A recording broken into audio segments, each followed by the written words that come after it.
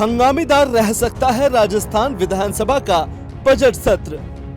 इस सत्र में कांग्रेस ने बनाई सरकार को घेरने की रणनीति। मनरेगा, अरावली और एसआईआर को लेकर कांग्रेस दिखाएगी तेवर।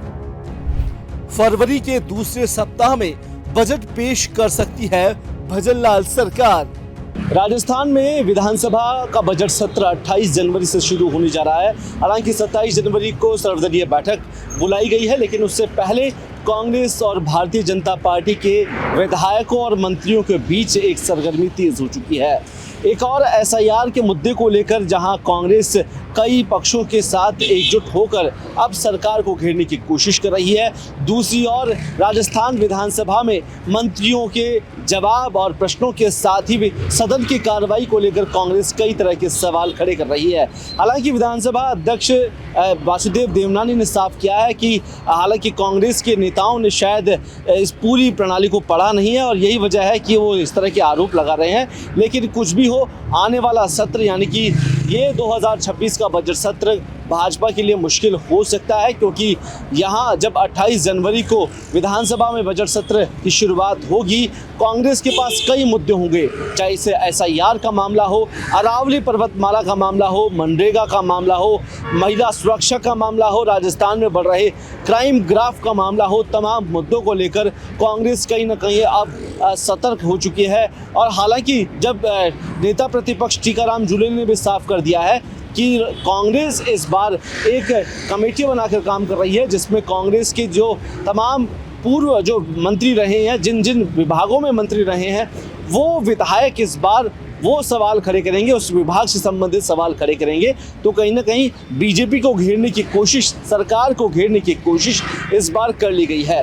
हालांकि जब कांग्रेस इस पूरे मामले को घेरने की तैयारी कर रही है, तो बीजेपी के पास कई तरह के इसे रोकने के लिए हथकंडे हो सकते हैं। चाहे से राजस्थान में भारतीय जनता पार्टी के शासनकाल की बात हो, 2 साल के भीतर कितना कुछ उन्होंने काम किया है, क्योंकि सरकार दिसंबर में अपने 2 साल पूरे कर चुकी है। ईआरसीपी का मामला हो, एसआईआर का मामला हो, तमाम विषयों पर बीजेपी से पॉजिटिव वे में लेकर चलने की कोशिश करेगी।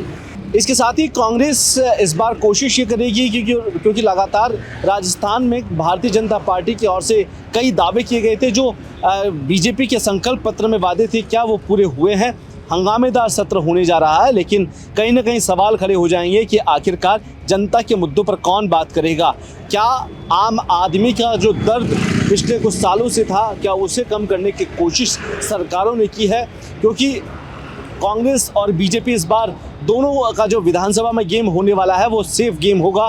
दोनों एक दूसरे पर इस बार डिफेंसिव मोड में नजर आएंगे, क्योंकि दोनों ही पार्टियां अपने अपने डिफेंस में नजर आएगी। हालांकि सड़क पर तो कांग्रेस ने इस बार प्रदर्शन किया ही, इस बार सदन में उन्हें घेरने की तमाम कोशिश की जा रही है।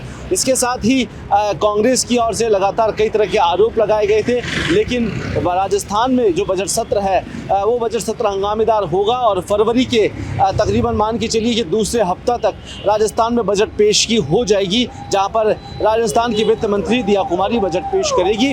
और इस बार बजट में क्या कुछ खास होने वाला है, ये भी एक निर्णायक मामला होगा, क्योंकि किन बिलों को पास किया जाएगा। एक बिल जो चर्चाओं में है इन दिनों, वो बिल ये है कि राजस्थान में पंचायत और निकाय चुनाव होने जा रहे हैं और निकाय चुनाव में 2 बच्चों से अतिरिक्त बच्चों की छूट पर जो चुनाव लड़े जाएंगे, उस पर कहीं ना कहीं इस बिल को पास करने की कोशिश इस बार इस बजट सत्र में होगी।